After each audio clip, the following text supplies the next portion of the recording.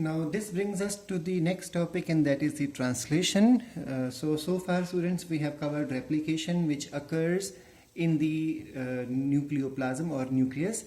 We have covered transcription, which occurs in the nucleoplasm or the nucleus. And now we are going to start with the topic of translation. Remember, translation always occurs in the cytoplasm. So if you are talking about eukaryotic machinery, translation will occur in the cytoplasm. And when we talk about the prokaryotic machinery, we know there is only one compartment. So everything takes place in the same compartment in the bacterial system. So translation is the process of protein formation.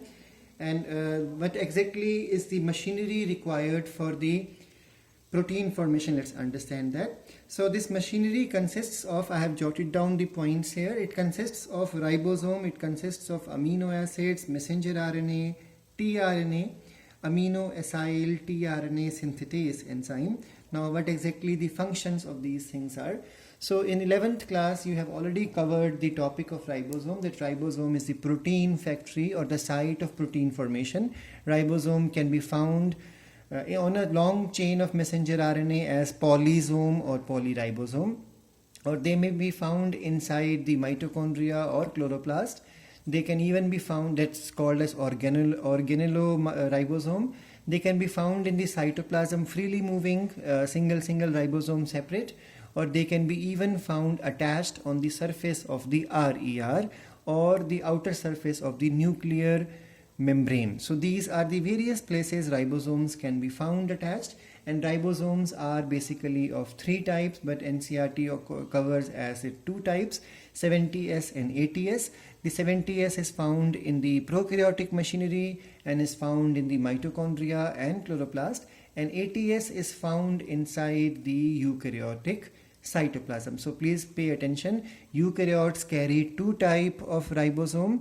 Their mitochondria and chloroplast will have 70S, that means equal to prokaryotes, and their cytoplasm, or you can say RER, will have the ribosome, which is the 80S type. So a ribosome in 11th class you have covered consists of two components, the smaller subunit and the larger subunit. So we'll be talking slightly about that also in this lecture.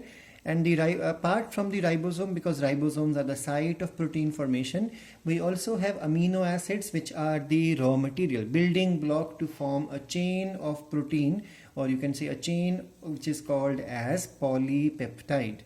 Now the message from DNA comes, like last time I have told you, the master copy is DNA and the working copy is messenger RNA. So the messenger RNA brings the information in the form of a template. Remember, DNA reading DNA reading is from the 3' to the 5' direction, and messenger RNA reading will be now from 5' to 3' direction. So whenever DNA has to be read to form either DNA or to form RNA, reading is always from 3' to 5'. But when it comes to the reading of the messenger RNA, the reading is going to be from 5' to 3' direction. So it acts like a template. The tRNA is the carrier, because T stands for the transfer. So it is going to bring the amino acids one by one, and then according to the codons. So remember, the messenger RNA will not make any contact with the amino acids. It will make contact with the tRNA. So mRNA carries codon and tRNA carries the anticodon, which is complementary to it. Then the next thing required is the amino acyl tRNA synthetase enzyme. Now this enzyme plays an important role because it helps in combining the amino acids to a particular tRNA. This is also called, attachment is also called as charging of tRNA. And remember, this enzyme is specific for each amino acid. So that means it will be different for every amino acid. So if there are 20 amino acids, then there will be 20 different types of enzymes required for the attachment. This attachment, that's why this enzyme is also called as amino acid activating enzyme.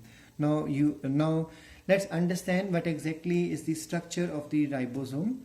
So the ribosome is the place where protein formation takes place, and we all know ribosomes are the protein factory, and each ribosome has two unequal parts. The one is called as a smaller one, the other one is called as the larger one. This one is the smaller, and the one which is in contact with the RER lumen is the larger subunit. The smaller is further to it.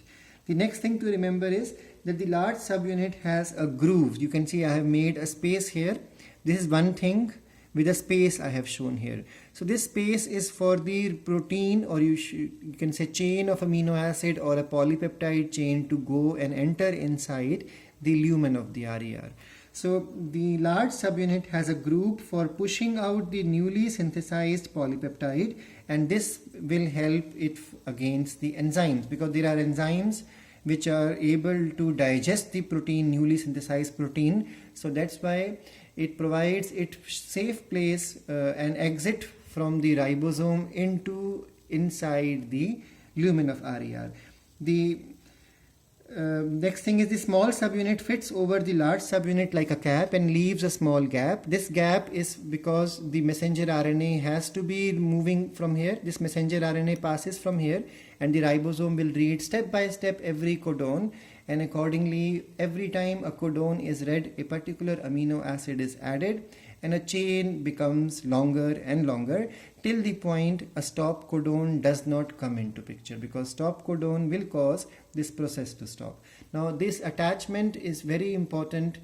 The magnesium ions play an important role in this attachment of the two subunits. So remember, even for this bond formation with this enzyme also requires magnesium ion. So a particular concentration of magnesium ions is required for the two subunits to join together. This is called as association. And remember, when magnesium goes away from the picture, or when the protein formation is successfully done, the two subunits again separate, and that is called as dissociation.